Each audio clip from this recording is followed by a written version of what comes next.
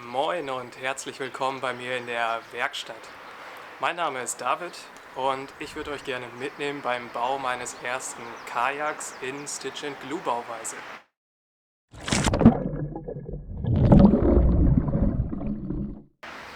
Das hier ist 4 mm Bootsbausperrholz, wasserfest verleimt, und daraus soll das Boot einmal entstehen. Ich zeige euch einmal im Schnelldurchlauf, was die ersten Schritte bis hierhin waren, und dann geht es heute ans Anzeichnen der Planken und ans Aussägen der ersten Teile. Los geht's!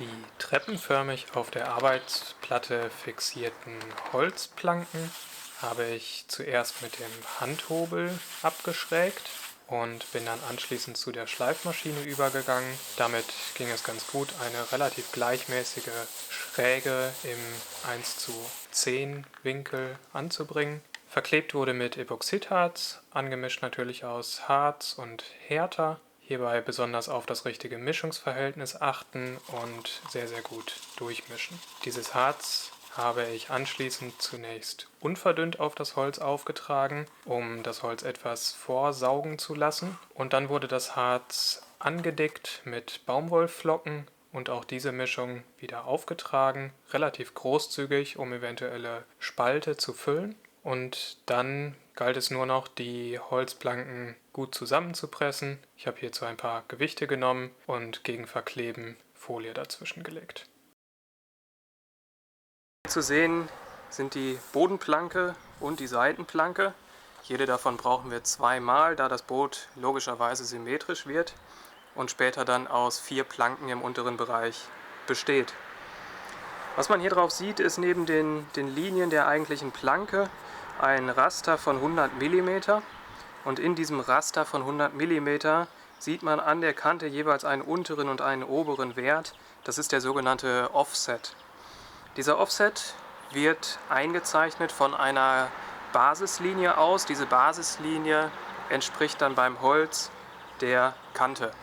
Wichtig natürlich, es sollte eine wirklich gerade Kante über die komplette Länge des Holzes sein, und da eignet sich natürlich am besten die maschinengeschnittene Kante vom Sägewerk.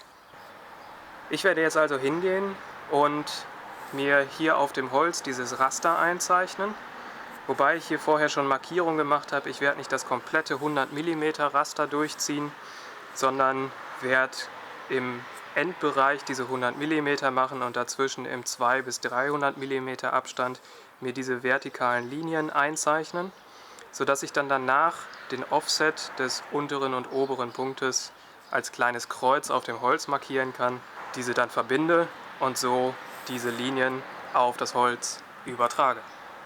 Wichtigste Werkzeuge hierfür: ein langes Bandmaß und ein großer Winkel und ein Bleistift.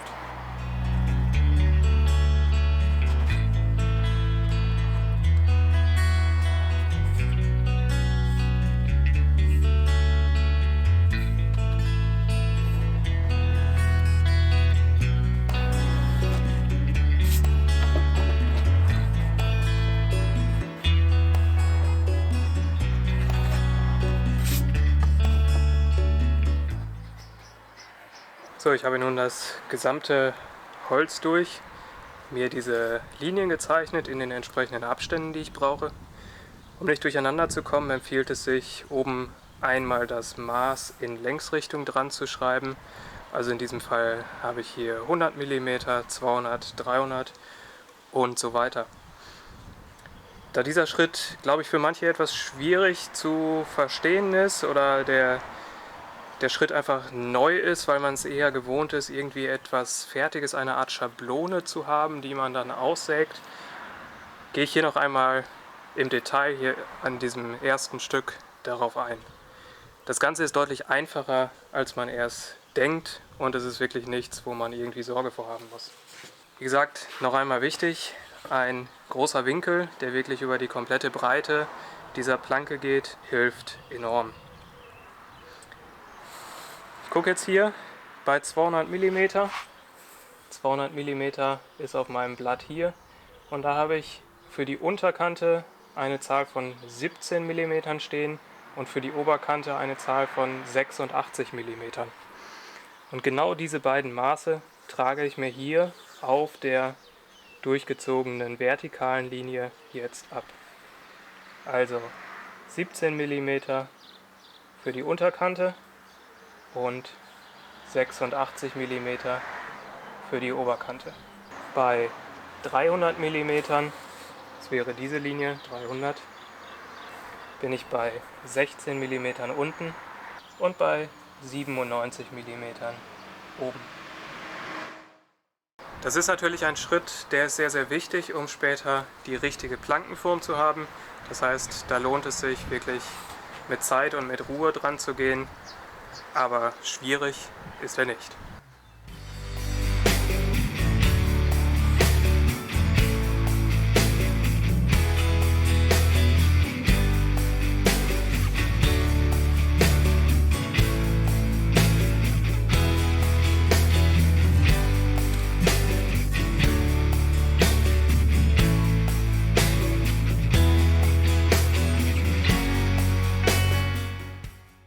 An die jetzt markierten Stellen, also diese Schnittpunkte aus den eingezeichneten Linien und diesen Offset-Werten, schlage ich kleine Nägel, das sind Leistenstifte, 1,4 mm im Durchmesser und irgendwie 25 mm lang. Und die dienen mir dann später zum Anlegen einer Vierkantleiste, mit der ich die Kurve ziehen kann.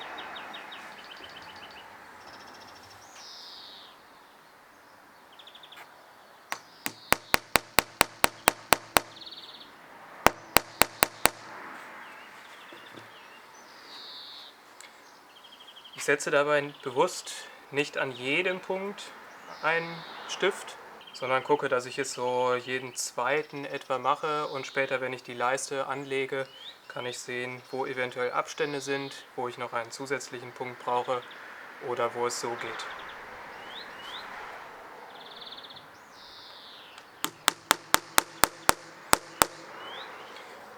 Ich schlage die Nägel nur so weit ein, dass sie ein bisschen fest sind, der hier vielleicht ein bisschen zu wenig.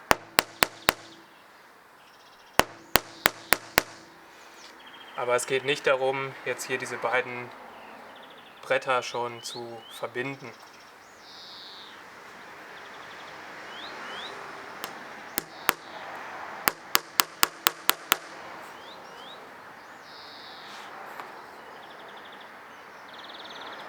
So, ich habe hier jetzt also dieses schöne Igelbrett und werde jetzt mit dieser, das ist eine 10 x 10 mm Vierkantleiste, Kiefer glaube ich, werde ich diese Punkte, die ich mit den Nägeln markiert habe, zu einer gleichmäßigen, man sagt strakenden Linie verbinden und werde die dann anzeichnen, wobei ich dafür einen weicheren Bleistift nehme, der erzeugt eine etwas dunklere, dickere Linie.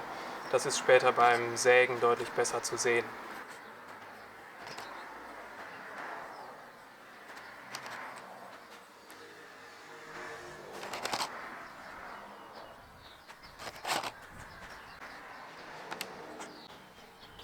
An Bug und Heck werden die Krümmungen dieser Kurven deutlich zu stark. Das heißt, man kann sie nicht mehr mit dieser Nagelmethode und der dicken Leiste so erzeugen. Eine Möglichkeit wäre dann noch Zwischenlinien zu setzen, Zwischenpunkte und mit einer dünneren Leiste zu arbeiten. Deutlich einfacher und schneller geht dann aber in diesem Bereich eine 1:1 Schablone aus Papier zu verwenden. Hier in Rot sehen wir wieder die Kurve, die ich ansonsten hier jetzt aufgezeichnet habe. Und in Grau haben wir auch wieder diese Linien mit 100 mm Abstand zueinander zum Ausrichten. Ich klebe das mit einem ganz einfachen Trittstift hier auf. Der Vorteil ist, dadurch verzieht das Blatt relativ wenig, eine leichte Korrektur ist möglich und auch ein späteres Abziehen.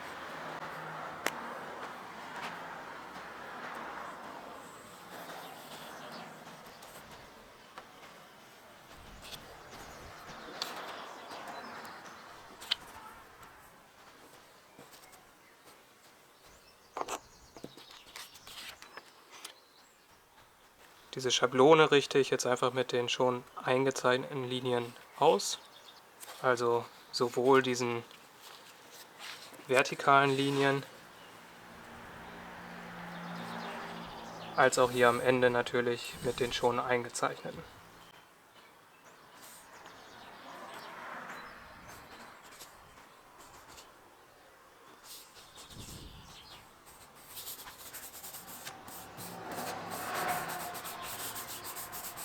Bevor es jetzt ans Sägen geht, werde ich die beiden Planken mit kleinen Schrauben innerhalb der eingezeichneten Linien verbinden, um einfach beide Planken genau deckungsgleich aussägen zu können und auch insgesamt dann weiter bearbeiten zu können, damit das Boot später schön symmetrisch wird. Ich verwende dazu kleine Schrauben, das ist so das Kleinste, was man im Baumarkt bekommt. Ich glaube 10 mm sind die lang, sprich ein bisschen mehr als dieses Holz jetzt dick, aber wenn sie minimal nach unten durchstehen, dann macht das nichts.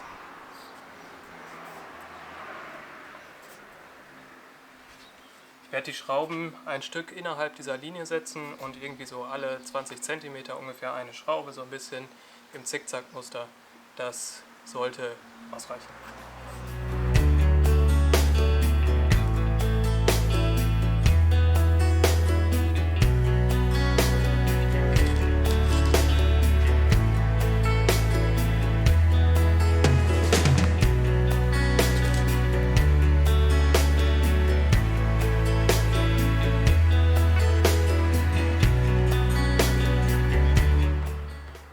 So, jetzt ist alles vorbereitet fürs Sägen. Das meiste werde ich mit einer kleinen Kreissäge, das ist ein 75 mm Blatt, relativ fein, ich glaube 44 Zähne.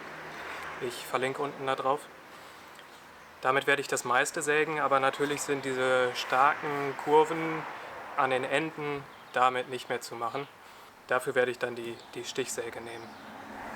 Bitte achtet bei solchen Sägearbeiten oder auch später beim Schleifen und Ähnlichem auf jeden Fall auf die entsprechende Sicherheitsausstattung, sprich ein Staubschutz,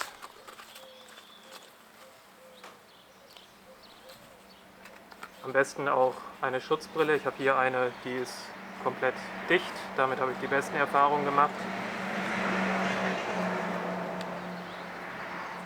Und fürs lange Sägen, damit man auch endgültig aussieht wie ein Alien, auch noch die Mickey-Mäuse. Achtet bitte außerdem darauf, auf jeden Fall das Werkstück, also das Holz, richtig zu befestigen, also mit einigen Klemmen an der Werkbank oder Ähnlichem, dass euch da nichts verrutscht. Das nur als kleiner Hinweis. Und jetzt geht's ans Sägen.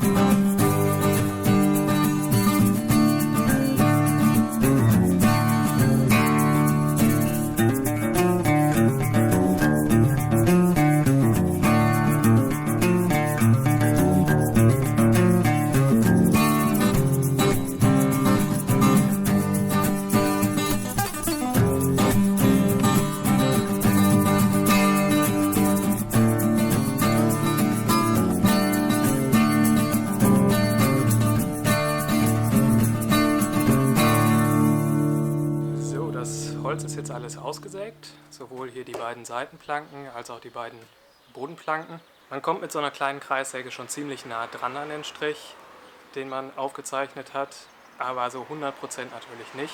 Das heißt, ein ganz bisschen Nacharbeit an den Kanten muss ich jetzt noch machen. Und dann werden die Kanten dort, wo sie später aufeinander stoßen, leicht abgerundet, damit sie besser zusammenliegen können. Das mache ich ganz einfach mit einem Schleifklotz von Hand. Da ist jetzt ein 80er Schmirgelpapier drauf. Das geht bei dem Sperrholz ziemlich leicht und schnell. Mit der Maschine wäre die Gefahr zu groß, dass man Kanten da rein schleift oder einfach zu tief hinein.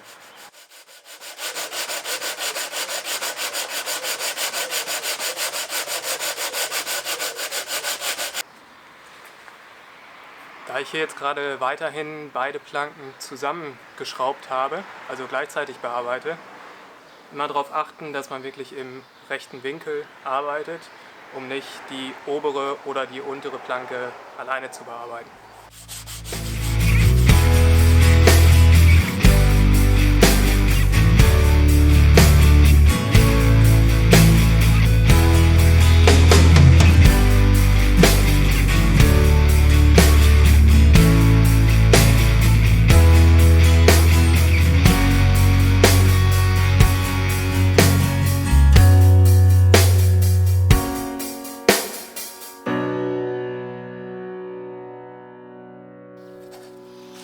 So, das Papier hat seinen Dienst getan, lässt sich einigermaßen ablösen.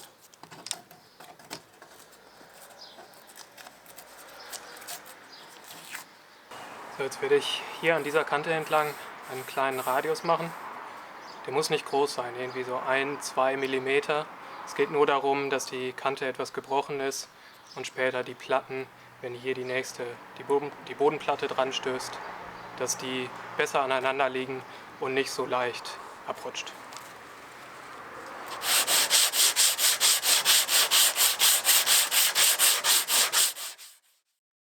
Als letzten Arbeitsschritt, bevor das Holz dann so weit ist, als Planke wirklich ans Boot zu kommen, bohre ich jetzt die Löcher an den Kanten vor, mit denen die Teile später vernäht werden. Dafür werde ich später dann 1 mm Kupferdraht nutzen, deswegen bohre ich jetzt mit 1,5 mm vor und werde alle 10 cm ein Loch setzen.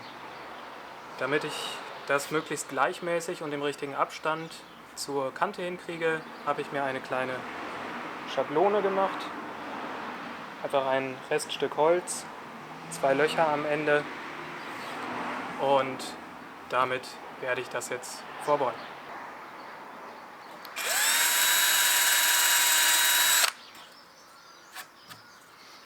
Hier vorne ein paar mehr Löcher.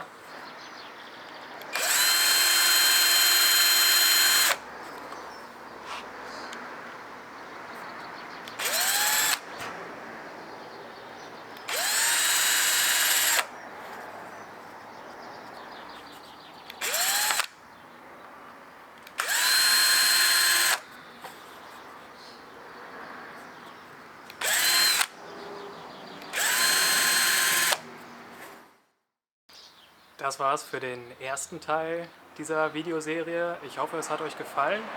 Wenn ja, lasst einen Daumen hoch da und gerne unten einen Kommentar. Weiter geht's im nächsten Video. Dort dann mit dem Zusammenbau der ganzen Teile. Noch ein paar restliche Teile müssen vorbereitet werden, so wie die Schotte zum Beispiel. Da nehme ich euch dann wieder mit und zeige euch, wie es weitergeht. Ich selbst bin echt gespannt, ob das alles so klappt und ob, das werdet ihr sehen. Bis dann. Ciao.